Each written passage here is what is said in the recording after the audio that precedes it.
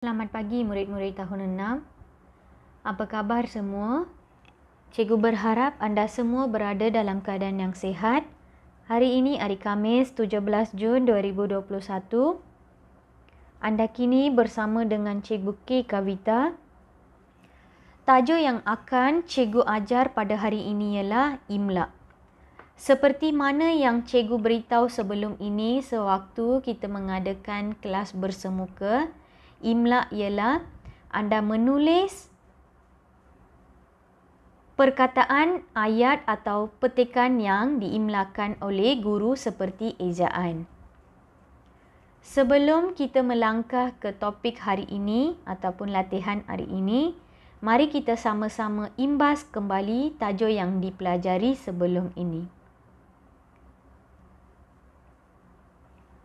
Pada hari Isnin, murid-murid telah membaca teks tentang bengkel memartabatkan bahasa Melayu. Pelbagai maklumat telah dibincangkan dalam teks tersebut dan seterusnya anda telah membuat latihan mencatat maklumat dalam jadual yang diberikan. Cikgu berharap anda masih ingat lagi teks yang telah anda baca pada hari Isnin. Sekarang, murid-murid perlu menulis ayat atau petikan yang diimlakan oleh guru. Sudahkah anda bersedia? Jika tidak, sila bersedia dengan modul yang cikgu edarkan. Anda perlu menulis ayat atau petikan yang cikgu imlakan pada modul yang diedarkan. Ingat, semasa menulis, anda perlu sentiasa ingat huruf pertama bagi permulaan ayat mesti ditulis menggunakan huruf besar. Anda perlu ingat di mana anda perlu menggunakan tanda baca dengan betul. Kalau soalan, anda perlu menggunakan tanda soal. Kalau pada akhir ayat, anda perlu meletakkan nokta. Dan jikalau ada kata nama khas dalam teks yang cikgu imlakan sebentar lagi, anda perlu menggunakan huruf besar. Baiklah, cikgu telah memberikan sedikit tips sebelum anda menulis. Sekarang, sila dengar dan salin. Latihan ini perlu disalin oleh Ashwina, Sujiban dan Naris sahaja. Sila dengar dan salin. Pada minggu lepas, Aidil dibawa oleh ibunya ke pasar raya. Dia hendak membeli peralatan sekolah yang mesra alam. Sekarang petikan kedua. Mula-mula, dia membeli pembaris kayu.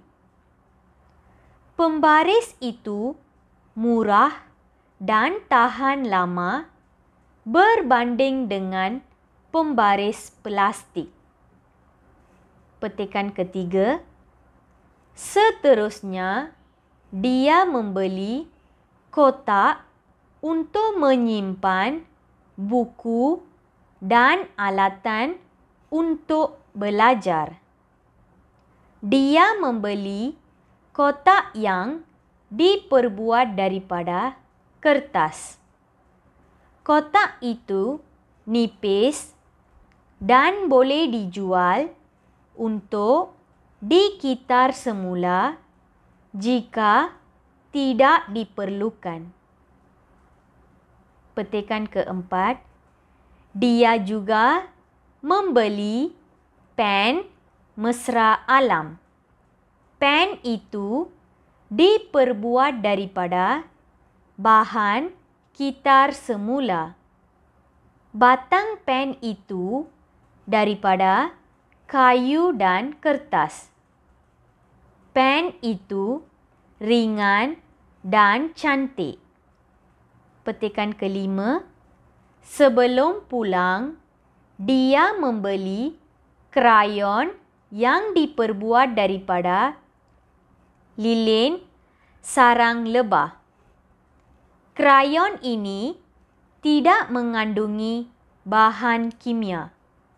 Oleh sebab itu, krayon ini selamat digunakan. Baiklah Ashwina, Sujiban dan Naresh, cikgu telah membaca teks dan teks ini mengandungi 5 petikan. Jadi, anda perlu menulis petikan yang telah dibaca oleh cikgu dalam modul yang telah cikgu edarkan. Sekarang, imla untuk Livia dan Niveta. Sila dengar dengan teliti. Bersedia dengan modul yang telah cikgu edarkan.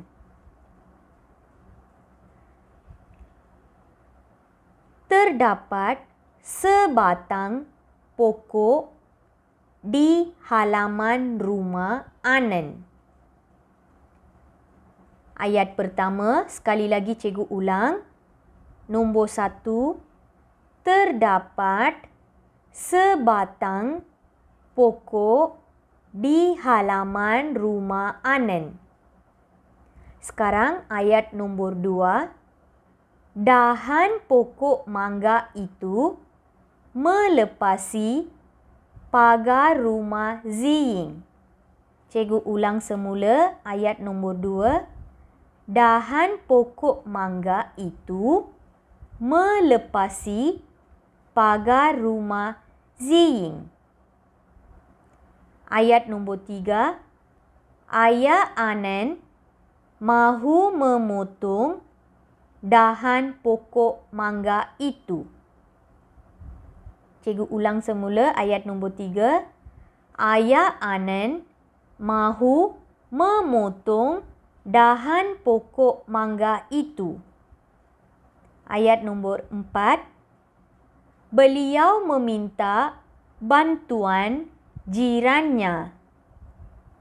Cikgu ulang semula. Beliau meminta bantuan jirannya. Ayat nombor 5 dan terakhir. Ayah Ziying datang membantu.